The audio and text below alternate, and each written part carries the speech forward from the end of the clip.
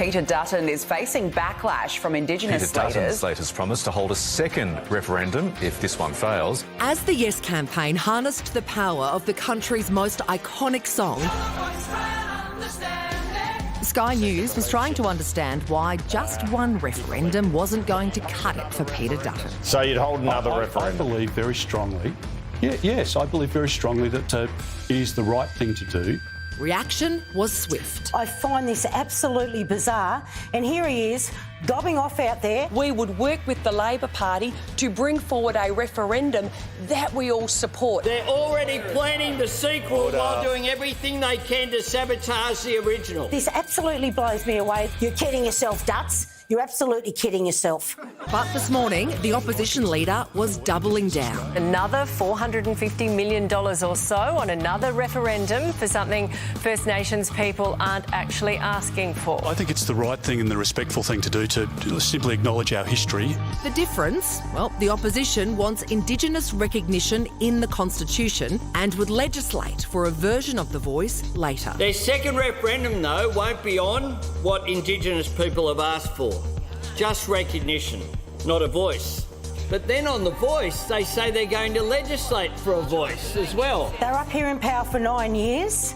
9 years, just another thing they can put on their list that they didn't get done. We don't want symbolic recognition. We need something substantial and structural reform within our communities. But the latest news poll today shows the trend towards no continuing, rising to 53% against 38% for yes. The majority of all age groups except 18 to 34-year-olds now on the no bandwagon.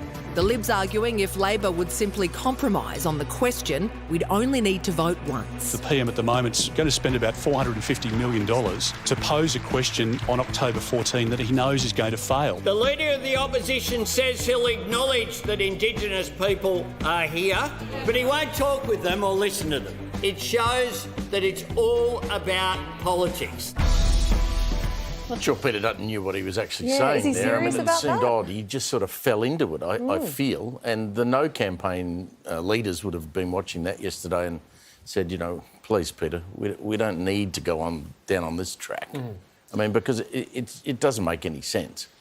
I mean, wasn't there supposed to be a second referendum after the Republic referendum? That never happened. Yeah, 25 years later, we're still waiting for that to happen. Is there a broader question here about just the failure of our politics to actually unite around an idea? Because actually what you've got at the moment is both the government and the coalition, the opposition, agreeing on the idea that you want constitutional recognition of First Nations Australians. And yet they can't agree on the way to get to that.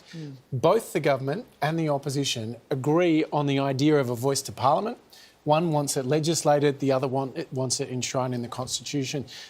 The gap between those two positions, I think if you zoom back from this, is actually pretty narrow. Yeah. But we live in this time where the most important thing is the political fight, the division, the parties to mark out their spaces and fight each other to the death. I think it's a great shame, actually, for us as a nation that our politicians and our politics in general is unable to come together around this. Politics should have been kept out of it. It shouldn't become politicised, and it has. If you left it to the Australian people just to make up their minds, I don't know what result we'd get, but it'd be better than what we've got at the minute.